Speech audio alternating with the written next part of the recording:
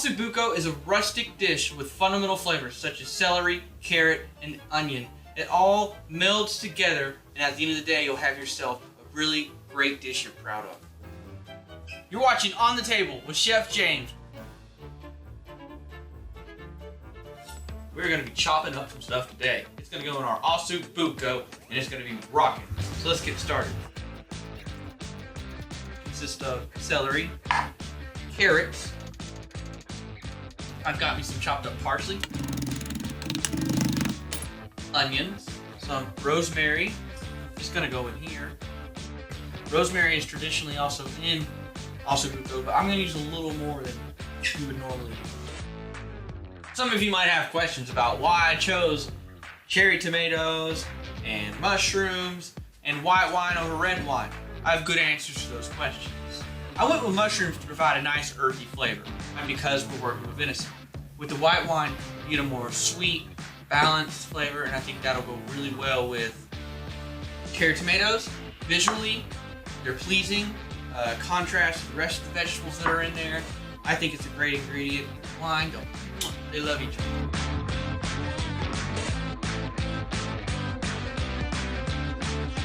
Osso Buco means hole and bone. As you can see, you got the hole here, which is its leg. Traditionally, Osso Buco would be made with the shank, which is the bottom part of the leg. Today, we're using the top part. It'll be fine. It's actually easier because we don't got to use all this string to tie anything off. Now that our grease, you see our sut in the bottom here. The sut is the leftover from the meat. That's good flavor. That's what our wine's going to take away. Once we add it, it's so acidic. It's going to draw it right up from the bottom. It's going to mix right into the rest of these flavors. Great. This is what you call a one-pot cooking technique. We're going to start with our onion.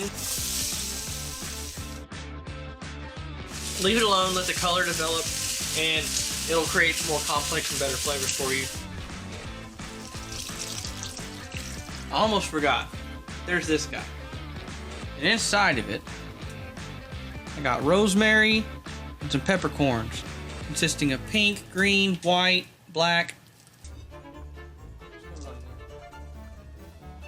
This is made.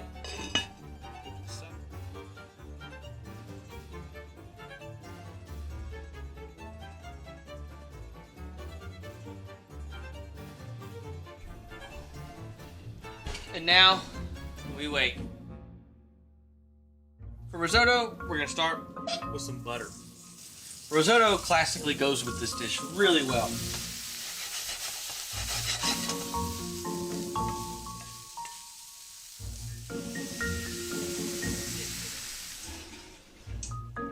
Oh, let's check on this.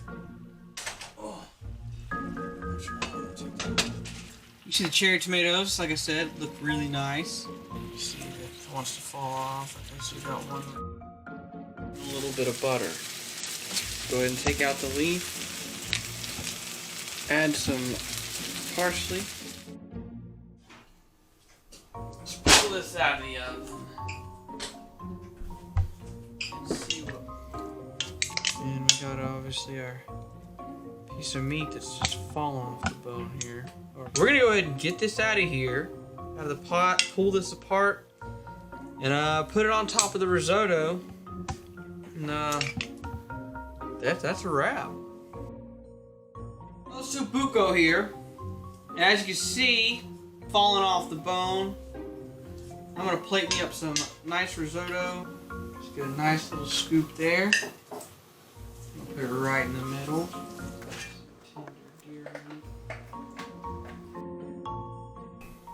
Get that for the sauce. It's nice and tender. It's nice. If you ask me, always garnish your food itself. I'm not a big fan of the whole parsley around the edge, but and there you have Osso Buco.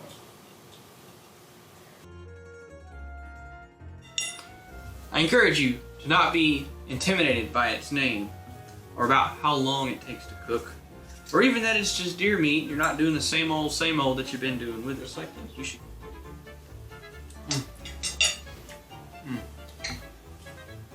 It's so good. Whole house smells like it. Really can't beat it. The risotto's nice and creamy. That was delicious. It might have taken us a while, but that Osso Buco was great. Check us out again. Don't forget to subscribe. Large shout out to Dope Outdoors for supplying that meat. It's great. We got more episodes to come with just venison. So please, I'll see you next time. Valentine's Day, we'll have some rockin' recipes to make for your hot date.